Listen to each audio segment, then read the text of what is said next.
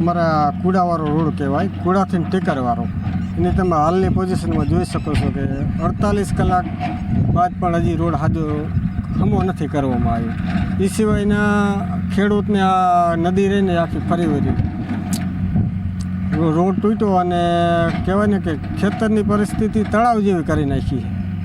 ગામમાં ગરાહમણ અમારે પાણી હતા. નીચાણા વિસ્તારમાં ઘણા બધા ગામ લોકોનો સહયોગ અમારો હતો. અમારા છોકરા ઘણા બધા 40 થી 50 છોકરા નીચાણા વિસ્તારવાળા ઊંચા વિસ્તારમાં લઈ જવા માટે સતત મહેનત કરી રહ્યા હતા.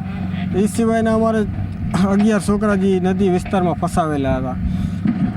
એમાં પણ જો કે ઘણા સમય બાદ 15 કલાકના આજુબાજુ પછી રાતે 4 વાગ્યાના આજુબાજુ કચ્છમાંથી ટીમ આવી હતી અને ગામ લોકોનો સહકાર, એમને સહકારથી 4 વાગે એમને સફળ રહ્યા હતા. ખેતી પાકોમાં અને જમીનમાં કેવું? જમીનમાં તો જગદીશભાઈ કહેવાય ને કે માટી જે આપણે તાકાતવાળી માટી ઉપરની રહી એ જ ખેંચીને લઈ ગયું. એટલે નુકસાનમાં તો કહેવાય કે 100% નહીં પણ આખી નુકસાની જ ગણાય. એમ મોલીમાંથી લઈ જાવો એ તો હજુ ધોઈને જતું રહ્યું છે. ખેતીમાં અમારે શું એક બાગાયત પાક અત્યારે કહેવાય ને કે 50-55% બાગાયત પાક છે. અન્ય બસ 30 થી 35% કપા, બાકીનો પછી આપણે એરંડા છે, આ ચારોલું છે, આ બધા વાવેતર. પણ બધામાં નુકસાની 100%. અમારે અતિ વરસાદ પડવાથી આ ટીકરથી જે આપણે કુડા જોડતો રોડ છે એ ધોવાણો છે. અહીંના તમે દ્રશ્ય જુઓ, બરાબર. રોડ અતિ ધોવાણના કારણે આ બાજુના ખેતરમાં કપચી અને પથરા પણ ફેંકી દીધા છે. આ વીજ પુલ પણ ફેંકીને દીધા છે. એ સિવાયના કોઈ વૃક્ષો હોય એ પણ ફેંકી દીધા છે.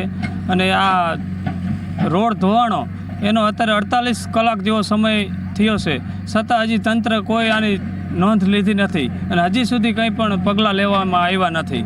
તો હજી આ રોડ ધોવાણો આટલું જો સરકાર નહીં કરે 48 કલાક થઈ તો આ ખેડૂતનો સર્વે ક્યારે કરશે? આ એક પ્રશ્ન છે કે ખેડૂતોને કપાસ છે, દાડમ છે, ઘણું બધું નુકસાન થયું છે. તો આનો સર્વે ક્યારે થશે? ક્યારે આનું વળતર ચૂકવશે? સરકારને ઊંઘ ક્યારે ઉઠશે? જે માટીનું ધોવાણ થયું છે એના કારણે કપાસ ઉખેડી નાખ્યો છે, દાડમ પણ ઉખેડી નાખ્યા છે, ફેંકી દીધા છે.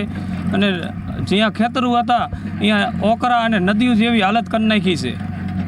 ખુદની જમીન મારે 50 વીઘા જમીન છે, જેમાં દાડમ છે, મરચી છે.